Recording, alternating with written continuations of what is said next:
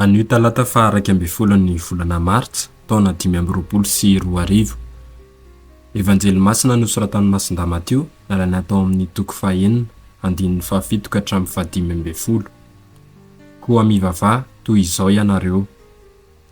Tamin'izany andro izany, i Jesoa niteny tamin'ny mpianany nanao hoe, raha mivavaka hianareo dia aza mba maro teny tahaka ny jentily, fa ataony ny hamaroan'ny teniny no hihainoana azy, koa aza manahaka azy hianareo. Fa na mbola tsy mangataka amin'ny aza hianareo, fantatry ny rainareo izay ilainareo. Koa mivavaka toy izao hianareo, rainay any an-danitra, ho Masin'i ny anaranao, ho tonga ny fanjakanao, ho tanteraka ny sitra-ponao ety an-tany tahaka ny any an-danitra. Omeo anay anio ny hihainoana sahaza ho anay, havelan'ny fahotanay, tahaka ny hamelanay izay nanao ratsy taminay, ary aza havelanao resin'ny fitaoman-dratsy izahay, fa manafanay amin'ny ratsy. Amen.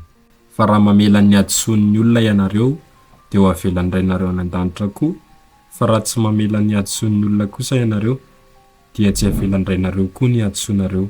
Izany ary ny tenin'ny Tompo, dia raha anio anao ry Kristy.